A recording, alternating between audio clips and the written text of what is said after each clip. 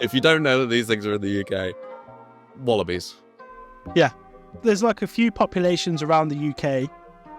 The Isle of Man seems to be the place where most of them are. But there are, like, on mainland Britain, for example, there's an island in the middle of Loch Lomond, which is quite a famous population of them now. And they've been there since like the 1940s, and they were put there by the owner of the island at the time because she just liked them. And they've stayed there ever since. And they made the news in the last couple of years because they wanted the new owners of the island wanted to eradicate them. There are other populations around England as well. I found some. I can't actually reveal the location of that one, but let's just say it's in the Midlands.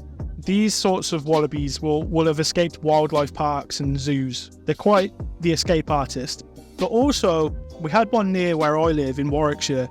He was the Warwickshire wallaby. This was Colin. He was an albino. He was owned by just private people, like a little farm or something like that.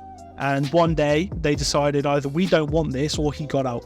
And the reason that sort of thing happens is because you can own a wallaby like you own a dog or a cat. They're only about 400 quid.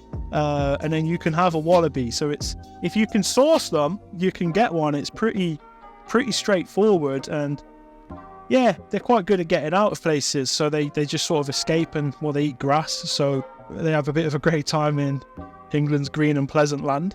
Wallabies is a big interest for me. Like, I really love them. I find them really sweet, are really cute.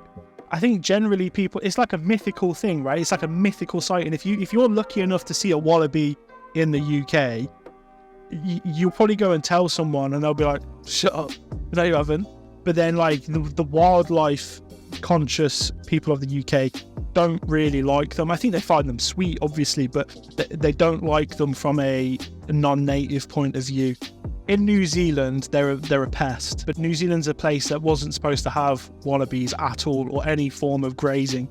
In this country, we have grazers, but I'm not going to sit here and say they're not a problem because they do spread quite quickly and they could be a bit of a problem. They're not as bad as other things we have. I mean, we've got invasive species of deer, muntjac deer, which should not be here. They are all over the place. I've got a family with a vegetable patch and they are a menace. They will get into anything and eat the sweet peas and rip up. Yeah. So they are much worse than a wallaby will be. If it wasn't millions of muntjac, it could be millions of wallabies, you know, and which one do you want at the end of the day?